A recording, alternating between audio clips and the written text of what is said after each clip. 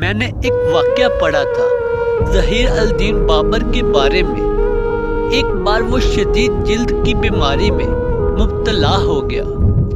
جسم پر اتنی خارش تھی کہ ہلکا سا کپڑا بھی لگتا تو درد سے کرا اٹھتا۔ جب اس کے دشمن شیبانی خان کو یہ خبر ملی تو وہ تیمارداری کے بہانے اصل میں بابر کی تکلیف کا مذاق اڑانے محل آ پہنچا۔ بابر کو جیسے ہی اطلاع ملی اس نے خود کو مکمل شاہی لباس میں ملبوس کیا، سر پر تاج رکھا اور دربار میں جا بیٹھا۔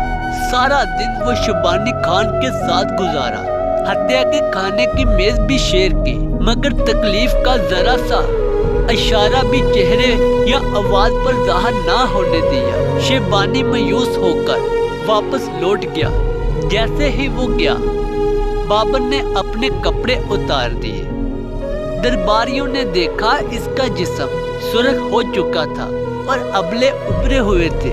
سارا دن وہ اندر ہی اندر تکلیف سہتا رہا، لیکن کسی کو محسوس تک نہ ہونے دیا۔ اس واقعہ میں ایک گہرا سبق ہے۔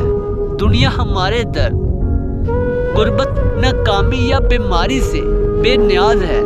اس لیے بہتر یہی ہے کہ اپنی کمزوریاں دنیا پر ظاہر نہ ہونے دے۔ اگر بیمار ہے تو مسکراہٹ نہ چھوڑے، اگر غریب ہے تو خودداری نہ چھوڑے، اگر خوف زیادہ ہے تو حوصلہ مت کھوئے۔ یقین جانے یہ دنیا آپ کو تب تک ہی سراہتی ہے جب تک آپ مضبوط دکھائی دیتے ہیں، ورنہ لوگ تو جیتے جاگتے انسان کو بھی دفن کر دیتے ہیں، صرف اس لیے کہ وہ کمزور لگنے لگتے ہیں۔ دعا ہے کہ اللہ تعالی ہم سب کو اس پر عمل کرنے کی توفیق عطا فرمائے۔